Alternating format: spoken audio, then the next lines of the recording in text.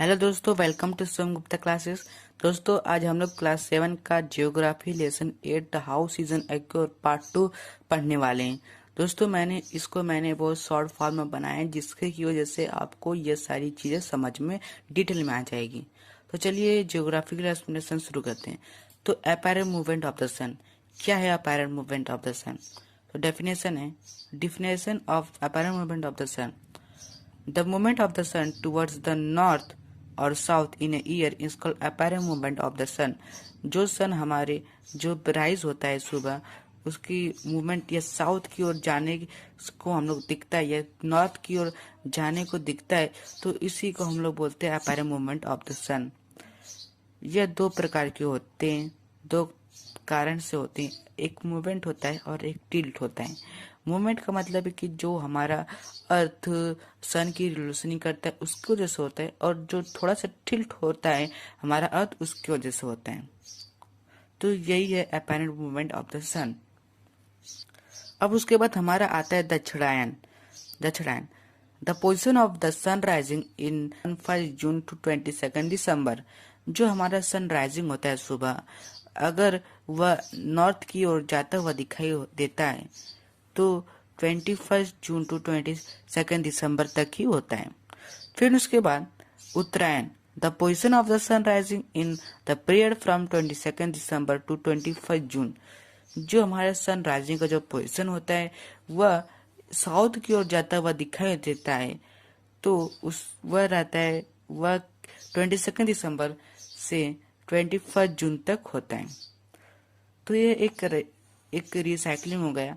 21 जून से शुरू हुआ था, 22 दिसंबर से खत्म हुआ, तो ये 22 दिसंबर से फिर से शुरू हुआ साउथ का, फिर उसके बाद 21 को खत्म, और फिर से ये नॉर्थ का चालू हो गया। तो इसको मैं आपको एक डायग्राम समझाता हूँ।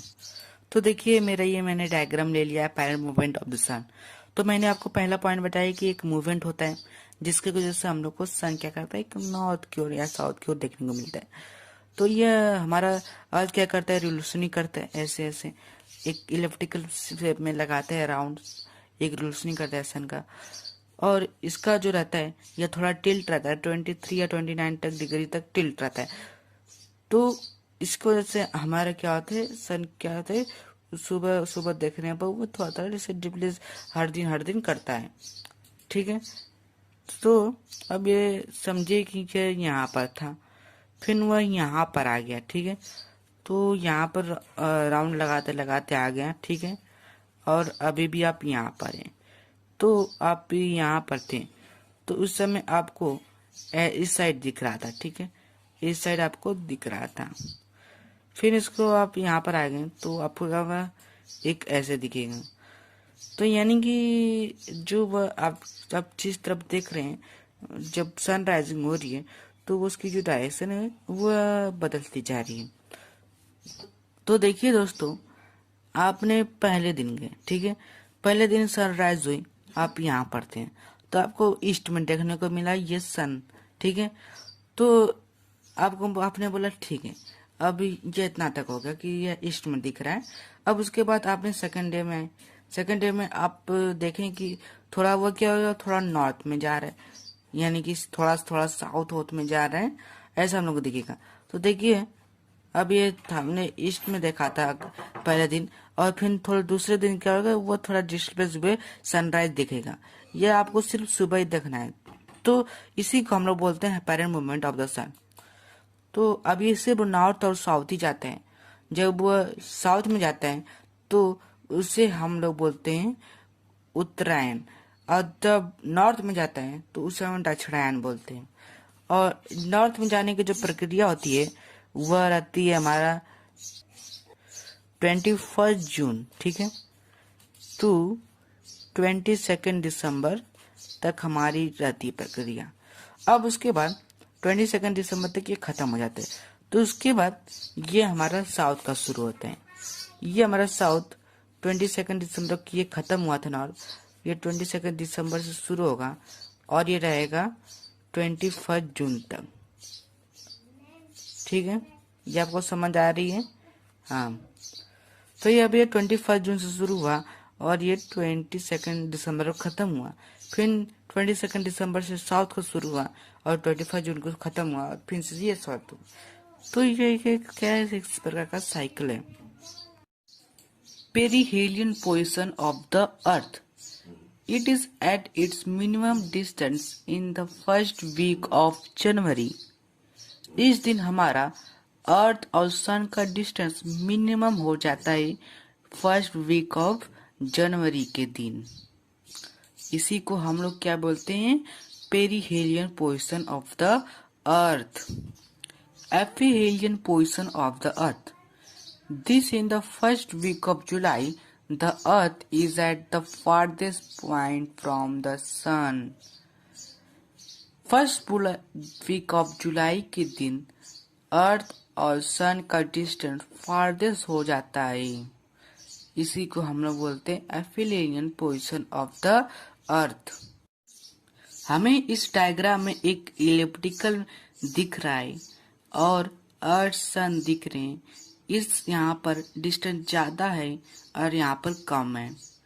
इसमें समझते हैं कि पेरिहेलियन पोजीशन हमारा 147 मिलियन किलोमीटर हो जाता है साउथ हेमिस्फीयर समर के दिन, और एपिहेलियन फारदेस्ट हो जाता है 142 मिलियन किलोमीटर, किसमें, साउथ हेमिस्फीयर विंटर में, यह विंटर में हो जाता है। और यह उत्तरायण हमारा जुलाई, नॉर्थ हेमिस्फीयर समर। तो उत्तरायण में हमारा हो जाता है नॉर्थ हेमिस्फीयर में समर हो जाता है, और दक्षिणायन में जनवरी के दिन जो नॉर्थन हेमिस्फीयर है वहां पर विंटर होती है। और ये मेरा अर्थ इलिप्टिकल ऑर्बिट। ये सब सारी चीजें समझ आएगी। अब समझते इक्विनॉक्स।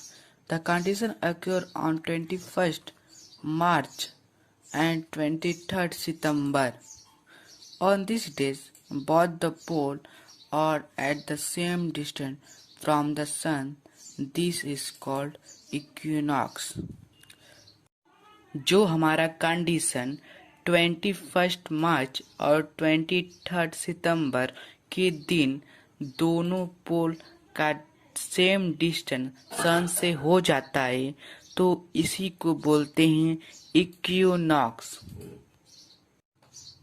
21 मार्च एंड 23rd सितंबर के दिन नॉर्थ पोल और साउथ पोल, नॉर्थ पोल का Arctic circle tropic of Cancer and south pole का Antarctic circle tropic of Capricorn and equator, इन सभी एरियाज में सन की रेस इक्वली पड़ती है, इसलिए इस दिन को बोलते हैं इक्विनॉक्स डेज। 21 मार्च के दिन अर्थ के उत्तरी भाग में इस दिन हमारा स्प्रिंग और वर्नर इक्विनॉक्स होता है। In the northern hemisphere, 23rd September to 22nd December is called autumnal equinox. 23rd सितंबर से 22nd दिसंबर इस दिन हमारा अर्थ का उत्तरीय भाग में कंडीशन रहता है ऑटोमिनल इक्विनॉक्स का। अगर आपको यह वीडियो पसंद आया और आप मेरे चैनल पर नए हैं तो मेरी एक मदद कीजिए, आज ही इस चैनल को सब्सक्राइब कर दीजिए। आपका अपना Shivam Gupta classes. Thanks for watching.